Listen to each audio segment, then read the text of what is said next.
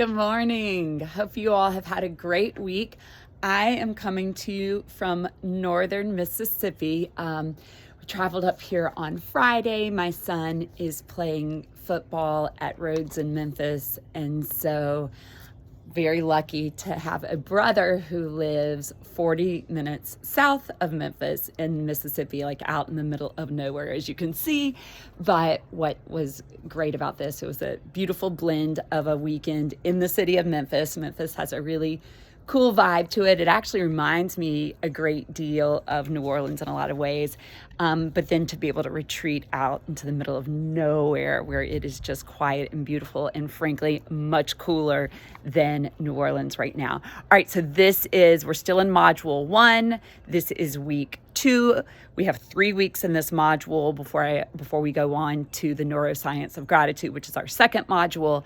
And just to remind you, I always publish 3 weeks at a time when we are doing our work. So you're going to start the week with another hangout. Remember, the whole purpose of the hangout is to discuss and communicate back and forth with one another. So while it's really important to post your initial posting answering the question, it's also equally as important to go back and respond to each other, because this is how we go from this course just being an online class to it being an online learning community. So don't forget to do that. So I think on Sundays or Mondays, depending on when you watch the video, it's important to do a couple things. One, you're going to watch the video and then send your twist reply to me. I also think it's great. This is a good time to get organized for the week. So scroll through the week ahead, figure out how the GOA work fits with everything you've got going on in your own week. But then also, I think it also makes sense to click on, sorry, dogs found a bird or a squirrel. I think it also makes sense to go ahead and check your grades. So if you, on the left-hand side where you click on modules to go into the class, you'll also notice grades there. After, it takes a couple different grades going into the grade book before the points start calculating. But as of like the third week, maybe even this week, you'll start noticing the grades. You can definitely see if you have any assignments missing. Remember, you need your method for staying organized when you need to go back to an assignment and respond to it. I don't give the grade for the assignment until those discussion posts are made. So, as I've said, I think in the beginning of the class, it makes sense to print out that calendar and make note when you need to go back and contribute to a discussion.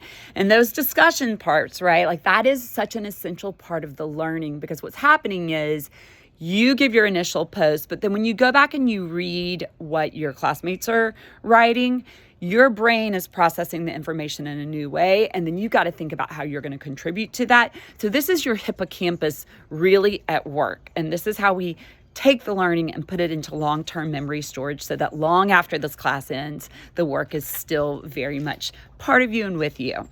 Okay, so you should be wrapping up Zooms today.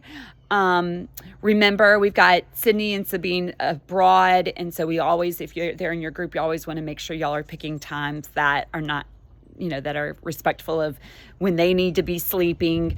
And if you need an extension on the Zooms, let me know. But just a reminder that you don't want to put those off. Like weekends are the best time to do those. We will be doing those like every other week. So we need to get into a habit of making those happen. Support tickets will start this week. And what that means is if you're behind on any assignments, GOA requires that I send a support ticket just so that we help you get caught up. So let's talk a little bit more right now about the type of work you're going to engage this week. This week, you're going to have the opportunity to be both the researcher and the researchee. We're going to explore a little bit about how positive psychology research is conducted in the way of surveys, that we can use surveys to try to get to the bottom of like what is the meaningful life. And the way you're going to do that is you're going to pick a topic that you want to just know more about in the world of positive psychology. Go back to those concepts and terms that we are creating a list of, because that might give you some ideas, but you're going to pick one specific thing to make a survey of Then you're going to give that survey to your family and friends, and then you're going to do an analysis of it. And so let me give you an example. Let's say I decided I wanted to study the concept of awe, and awe being these precious moments of gratitude that we feel when something beautiful happens, or like a really special moment of human connection happens, or you're standing at a concert and you just can't believe how good the music feels and sounds. Like, these are moments of awe. So if I wanted to study awe, I would make a survey that would say, like, what is the last time you remember just marveling in the moment of something simple but yet really meaningful? And I would find out from my survey respondents, like, where are they experiencing awe? I wouldn't say, do you know what awe is, right? Because that doesn't help me as the researcher to really understand the essence of awe. The question needs to help be about how people experience the topic that you're focusing on. So this is going to be a simple survey because you're only going to ask like 7 to 8 questions, and you're only going to give it to like 10 people. So analysis of it isn't going to be this big complicated thing. It's more like, this is a little taste of what research would be like if you were a positive psychologist. Although if you were a positive psychologist, you would be sampling it to hundreds of people, not under 10. But this is a taste of it.